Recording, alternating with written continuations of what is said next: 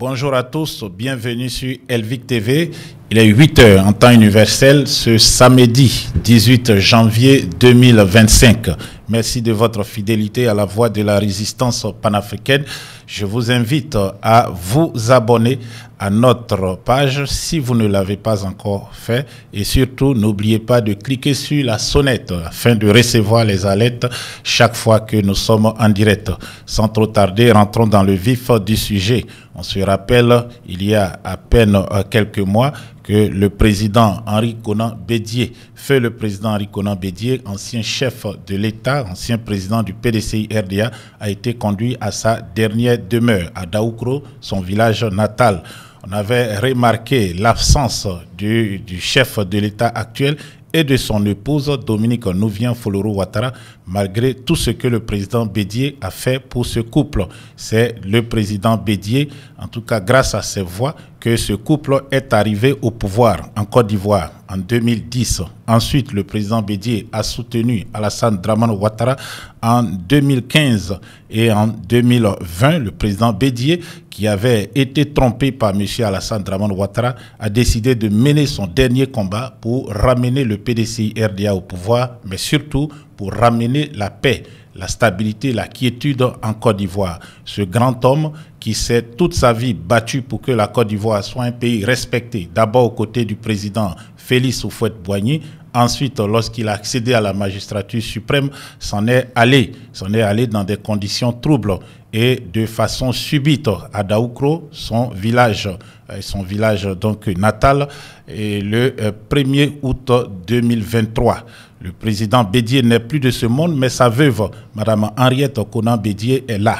Depuis donc ces temps, nous n'avons pas vu Dame Dominique Nouvian Foloro Ouattara, l'épouse d'Alassane Dramane Ouattara, celle que nous avons surnommée ici la Jézabel de Berny, celle qui tire les ficelles de son époux Alassane Dramane Ouattara pour conserver, pour confisquer le pouvoir politique en Côte d'Ivoire.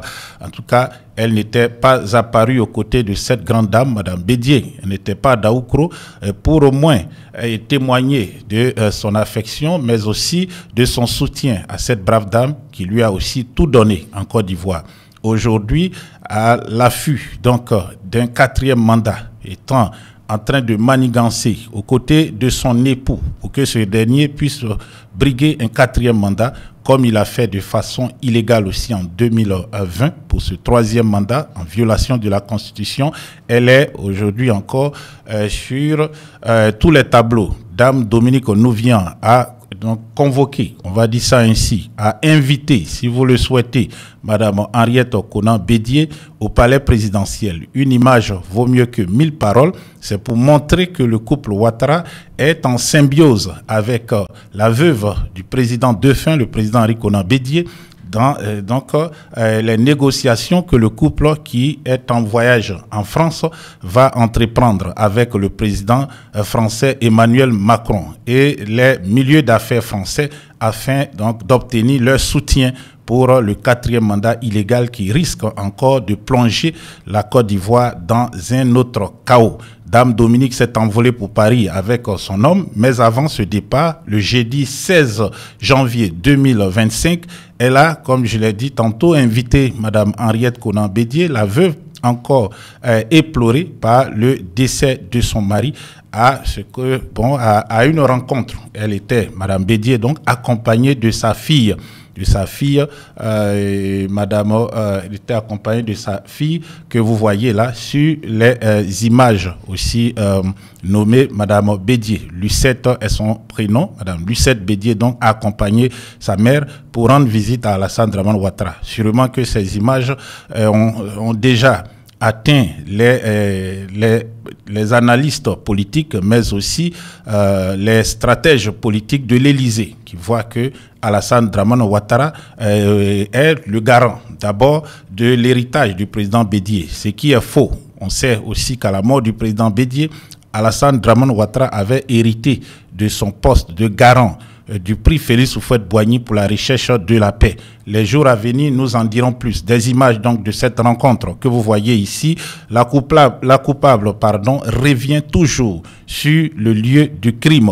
Dame Dominique Ouattara invite la veuve du président Bédié. C'était donc avant le voyage à Paris, hier, 17 janvier 2025. Le couple Ouattara séjournera en France durant plusieurs semaines. Ils auront le temps d'abord d'aller soigner le cancer d'Alassane Dramane Ouattara, qui disait il y a quelques jours, lorsqu'il recevait le corps diplomatique accrédité en Côte d'Ivoire, qu'il est en très bonne santé et désireux de continuer à servir son pays, c'est-à-dire désireux d'effectuer un autre mandat, le 4e à la tête de la Côte d'Ivoire.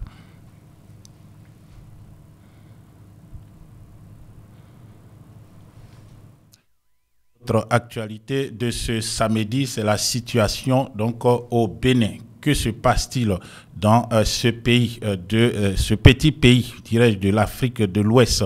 Le pays dirigé par Patrice Talon connaît des remous sociaux, politiques, militaires et diplomatiques. Et au cours de la journée du vendredi, mais aussi dans la nuit du jeudi à vendredi 17 janvier 2025, des rumeurs avaient circulé faisant état d'un coup d'État qui aurait renversé le président Patrice Talon, qui se serait enfui au Nigeria. Aujourd'hui, le porte-parole du gouvernement a pris la parole pour démentir cette information, et il a aussi profité pour accuser l'AES, accuser, comme cela devient une habitude, les communicants, mais aussi les dirigeants de l'AES. Nous l'écoutons. L'ennemi, c'est celui qui, hier, le 16 janvier 2025, a répandu partout qu'il y avait coup d'État au Bénin, que le Bénin s'est arrêté. C'est le même ennemi qui répand qu'il y a base militaire française au Bénin, qu'il y a des bases étrangères au Bénin. Et il n'y a pas, à l'heure où je vous parle, il n'y a pas de base militaire française ou de quelque autre nationalité au Bénin. Notre pays, à la différence d'autres qui l'entourent, n'a jamais eu d'accord de défense avec un pays étranger. Nous avons des accords de coopération militaire avec la Russie, avec la France, avec la Chine, avec les États-Unis, avec la Belgique et autres, comme d'autres. Mais nous n'avons jamais abrité de bases étrangères chez nous. Et ce n'est pas demain que nous allons commencer. Là où ceux qui les abritaient ont commencé à demander leur retrait. Ce n'est pas demain que nous allons nous... Voilà, Wilfried Léandre Ungwegi, le porte-parole du gouvernement béninois, est apparu devant la presse nationale et internationale, la presse béninoise et la presse internationale, qui suit de près la situation dans ce petit pays d'Afrique de l'Ouest pour démentir la présence d'une base militaire et accuser aussi des acteurs qu'il n'a pas nommés de déstabilisation au plan informationnel, mais aussi au plan sécuritaire. Je rappelle que la semaine dernière, plus de 28 soldats, environ 28 soldats béninois ont été tués par des djihadistes qui ont attaqué un détachement de l'armée dans le nord du pays. De plus en plus, les pays voisins du Bénin, le Niger en l'occurrence, et aussi le Burkina Faso, accusent ce pays d'héberger une base française qui serait le point de départ de déstabilisation des pays de l'AES.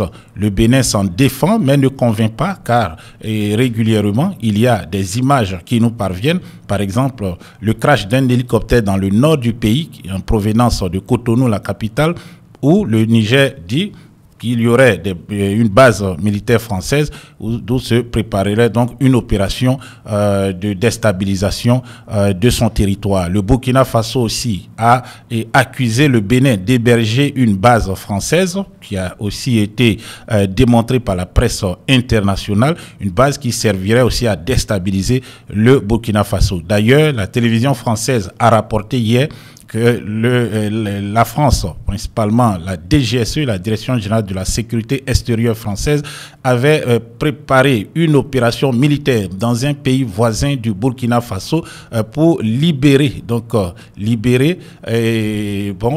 par la force 4 agents de la DGSE qui avaient été arrêtés à Ouagadougou au Burkina Faso. Finalement, c'est une négociation du Maroc qui a permis la libération de ces 4 agents. Voilà, le Bénin est-il un déstabilisateur en Afrique de l'Ouest? Patrice Talon, qui est arrivé au pouvoir dans des conditions assez troubles, veut-il se perpétrer au pouvoir en postulant à un troisième mandat? En 2026, les Béninois sont appelés aux urnes.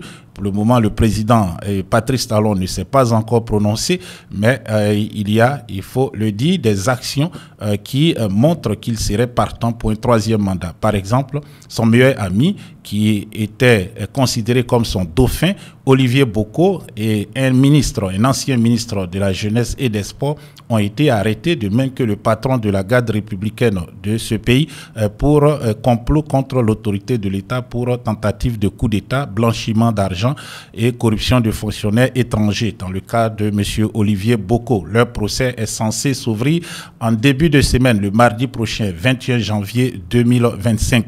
Quant aux armées béninoises, elles sont aussi dans une situation trouble, avec donc des soupçons qui sont placés sur eux par la présidence de la République du Bénin. L'armée qui pâtit de cette situation donc de non-entente entre le Bénin et ses voisins est sorti au créneau. Le chef d'état-major de l'armée, M. Baguidi, est sorti au créneau donc pour adresser un message à ses voisins immédiats. On l'écoute. Le Bénin a toujours recherché la synergie d'action dans la sous-région. Le président de la République du Bénin s'est rendu 2 fois au Burkina Faso. Je me suis rendu 2 fois au Burkina Faso pour proposer que nous travaillions ensemble. Je suis persuadé qu'un jour, ça se fera, je ne désespère pas. Même chose pour le Togo, avec qui nous travaillons très bien. Nous recherchons, nous Béninois, nous recherchons cette synergie d'action et nous ne désespérons pas que très bientôt, nous allons ensemble, avec tous les pays du voisinage, travailler ensemble pour faire face au terrorisme. Parce que, voyez-vous, le terrorisme travaille en réseau. Ils font fi des frontières. Nous avons le devoir de nous entendre pour lui opposer une réponse qui est à la mesure de ce qu'ils font. Une communication donc de l'état-major général des armées béninoises, le service de presse. Les pouvoirs politiques béninois sont donc opposés aux pouvoirs politiques voisins. Le Bénin, en tout cas la présidence actuelle du Bénin, Patrice Talon, est un allié de la France, des Occidentaux en Afrique, ce qui complique donc les rapports avec les pays voisins, les voisins immédiats tels que le Niger et le Bénin. Et il faut aussi signaler que Kémy Séba, le panafricaniste, l'activiste panafricain, donc anti-France-Afrique, est candidat déclaré à la prochaine élection présidentielle. La tension donc commence à monter dans ce petit pays jadis paisible, cité en exemple de démocratie en Afrique de l'Ouest. On se rappelle qu'en 1990, le président Mathieu Kérékou, qui était à la tête de ce pays depuis le coup d'État qu'il avait perpétré en 1972, avait cédé le fauteuil après avoir perdu l'élection présidentielle face à Nicéphore Soglo. Le Bénin était cité en exemple, mais depuis l'arrivée de Patrice Talon, les démons sont de retour et c'est donc la dictature qui s'installe dans ce pays, une dictature donc qui se met donc en complicité avec des pays étrangers pour déstabiliser des pays voisins. Patrice Talon est un homme d'affaires et ce qui l'intéresse, c'est l'argent. Voilà, vous êtes sur Elvic TV Résistance. Voilà. Dernier acte de ce jour, nous sommes le samedi 18, le lundi prochain, 20 janvier 2025, le président élu des États-Unis, Donald J. Trump, va officiellement donc prendre ses fonctions de nouveau président des États-Unis en remplacement du président Joe Biden. L'inauguration censée se tenir sur l'esplanade du Congrès américain a finalement été donc déplacée à l'intérieur du Capitole. Les invités seront donc installés sur les sièges des sénateurs et des représentants. due au froid, comme nous l'apprend cet article de journal. La photo officielle du président J. Trump, 47e président des États-Unis, je pense que c'est correct, 47e président des États-Unis, est celle que vous voyez à droite sur votre écran. Le président Donald J. Trump a été élu sur la base d'un programme économique, libéral, un programme donc qui fera de la non-intervention de l'État dans les affaires économiques, voilà, la clé de son mandat. Ensuite, le président a prôné la main dure contre l'immigration illégale. Et nous voyons donc ces images de manifestations à Chicago donc pour dénoncer la ICE, qui est l'autorité chargée de la protection des frontières, de la lutte contre l'immigration illégale dans le pays. Selon le Wall Street Journal, dès le premier jour de mandat, à savoir le mardi 21 janvier 2025, le président Donald Trump signera donc un décret qui permettra à ICE, l'agence chargée de la régulation de l'immigration, d'entreprendre déjà des raids contre des immigrés clandestins dans le pays. La ville de Chicago, selon le New York Times, sera la première ville qui sera prise d'assaut par les agents de ICE censés donc interpeller les immigrants illégaux afin qu'ils soient placés dans des centres de rétention et renvoyés dans leur pays. L'inquiétude s'est emparée des migrants illégaux qui sont dans le pays, surtout ceux qui y ont fondé des familles et qui n'ont absolument rien à se reprocher au plan donc judiciaire. Le président et son nouveau sage chargé de la lutte contre l'immigration clandestine ont déclaré que tout immigré clandestin était sous le coup de la loi, car il était illégal donc de séjourner aux États-Unis de façon clandestine. Alors, dès le lundi, dès l'installation, dès l'inauguration du président Trump, les regards seront portés donc sur les États-Unis pour voir comment le président compte implémenter sa politique d'immigration. Ensuite, il y aura la politique monétaire, la politique économique, pardon.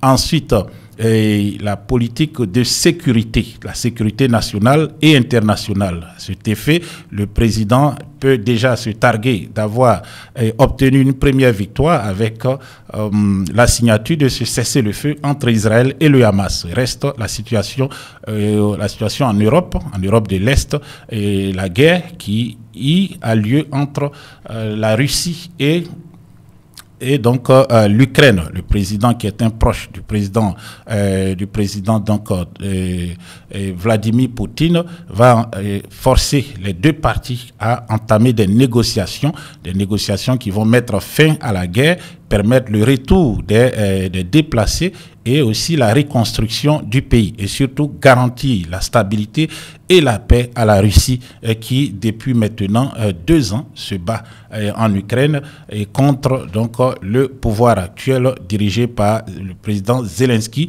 et qui est soutenu par l'OTAN. L'OTAN donc qui aussi comprend les États-Unis et une grande partie des pays de l'Europe.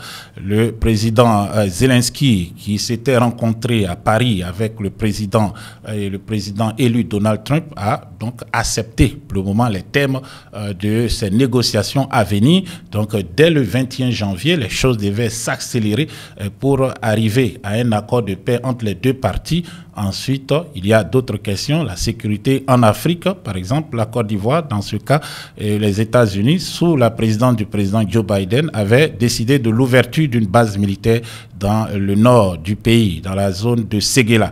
La Côte d'Ivoire avait reçu la somme de 45 millions de dollars. Le président du pays, Alassane Ouattara, avait reçu 45 millions de dollars américains, ce qui fait environ 26 milliards de francs CFA.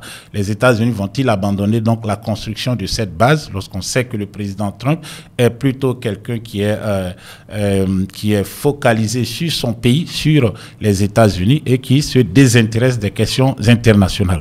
Voilà, donc restez à l'écoute de nos programmes sur Elvic. Nous serons de retour au cours de la journée pour partager avec vous plusieurs autres informations, et puis ensuite on se retrouve ce soir à partir déjà de 20h GMT pour ensemble écouter la communication de M. Guillaume Kibafori Soro qui va s'adresser au peuple de Côte d'Ivoire. Ensuite, nous aurons donc le reste des actualités et le décryptage de ces actualités à partir donc de 21h. Ne ratez pas nos prochaines éditions et pour cela donc abonnez-vous si vous ne l'avez pas encore fait et n'oubliez surtout pas de cliquer sur la sonnette de notification pour recevoir les alertes. Passez une excellente journée et à très bientôt.